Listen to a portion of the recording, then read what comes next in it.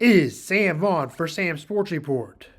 Today we are going to talk about dog training and teaching your dog tricks, and then we'll have a video at the end.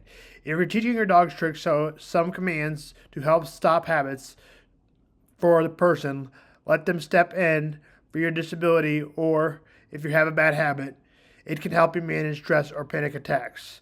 A gentle touch by a dog can bring attention to the unwanted behaviors. The human and medical behaviors begin.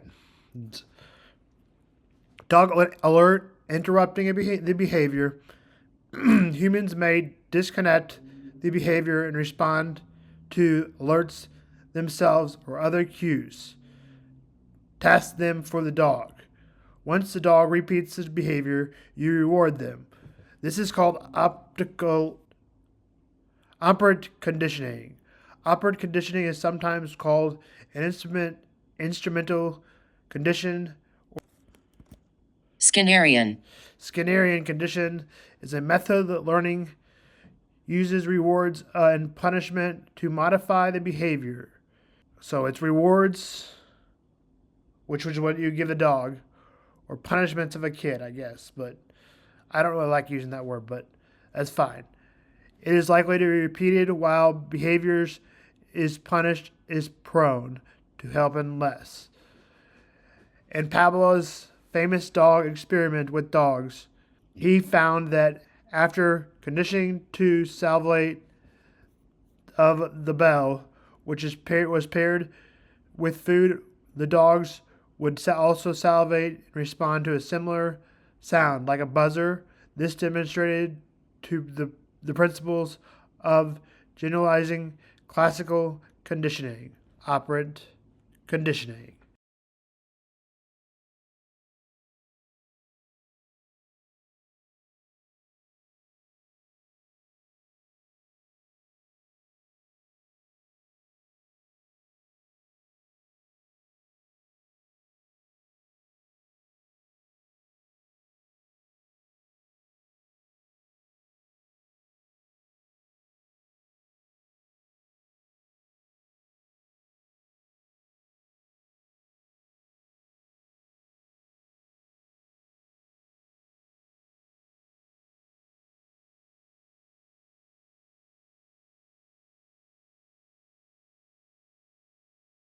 With the doctor if your service dog would help.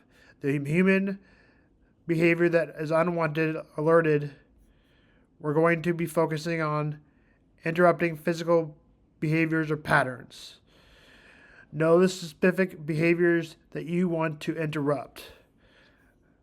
Video of yourself, check the behavior. Close the behavior if any annoyance or alert you. These tasks need to be open when you're acting with behavior. If you choose the strong boop, think about what training. It is important to you to realize these behaviors.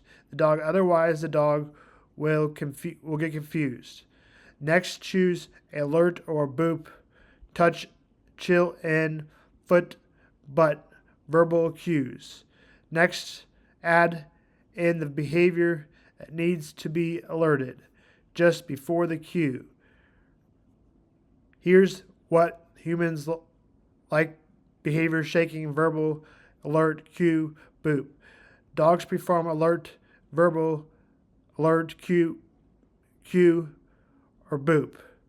Dogs performance. DoggyUShow.com. Do the tricks for free. Reinforce the reward. Wait a few seconds and then give them plenty of treats is also an idea. For goal, give them all likely distractions outside of the home.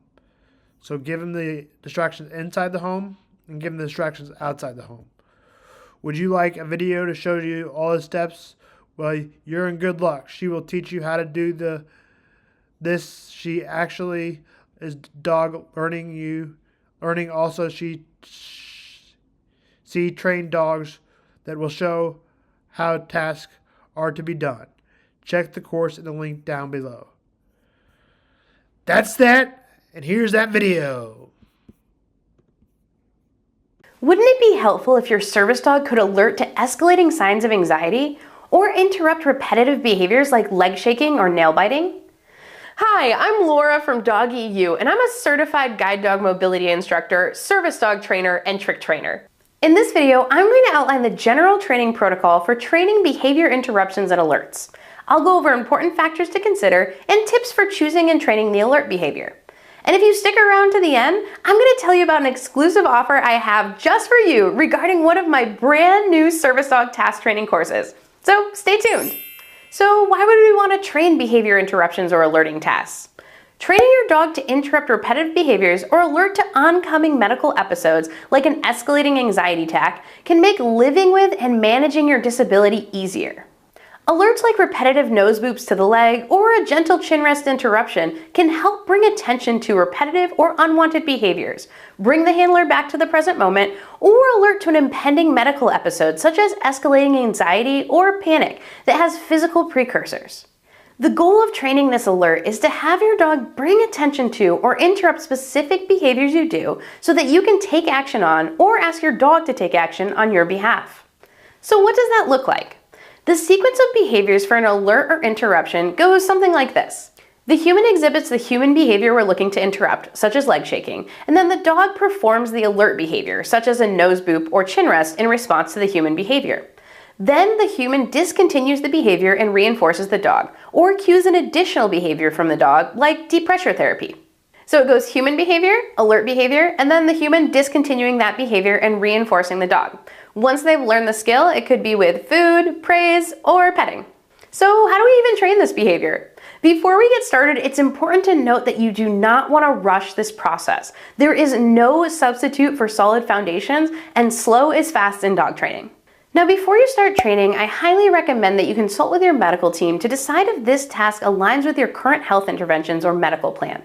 While your doctors are not dog trainers, and you should not take any dog training advice from them, they will be able to help you assess what might be most helpful in mitigating a portion of your disability. We don't want to train anything that could be potentially damaging or run counter to your overall health plan. So go check with your doctor first. Clarity is key. We start by thinking about the behaviors that happen when you're having anxiety, a panic attack, or which behaviors you do that need interrupting. I call this the human behavior, or HB. Some examples are picking, leg shaking, scratching, covering hands with face, heavy and quick breathing, and so many more. The dog needs to see a physical behavior that you want alerted to or interrupted in order to perform the interruption alert behavior. One way to better understand your physical precursors is to video yourself, or have a friend or partner video you before or during a medical episode, or describe to you what they see when you're in an anxiety-producing situation. This will help you target the exact behavior your dog should alert to so that you can replicate it during training. Now, I want to mention here that some dogs can pick up on changes in our body through scent. Scent-based training, while it's something I know how to do, is not my area of expertise, and that process is outside the scope of what we're going to be talking about today, as we're going to be focusing specifically on interrupting physical behavior patterns or events. If you're interested in training scent-based alerts, go to a professional with extensive experience in that particular skill set. But before we do that, if you're enjoying this video, do me a favor and head on down and boop that like button. Doing so lets others find this channel, as well as lets me know that you want more videos like this. So to recap, before you start training with your dog, know what the specific behavior is that you want the dog to interrupt or alert to that the human's going to exhibit, called the human behavior. The dog will need to be able to notice a physical change in your behavior and alert. Video yourself if necessary and practice exhibiting that behavior for training purposes. Important note. Mizzou wins over OU. It wasn't close. 82-58. Mizzou played one of the most complete games of the season. Right there with KU. Florida was too back and forth. Mississippi State, those are the true top three top performance of Mizzou. It was 33-22. It never really got close. OU was 44-22 at half. Mizzou really pulled away in every facet of the game. The final was 82-58. Mark Mitchell finished with a career high of 25 points. Mizzou will play Georgia next at Georgia on Saturday. Georgia's in the last four in. They lost at Texas A&M, which is a hard place to win, earlier this week, 69-53. Mizzou lost to them last week as well, although not as bad, a jumper at the end to win it. From ways to see it, Georgia may be favored in the game. This is Sam Vaughn for Sam's Sports Report and Sam's Mental Health Day.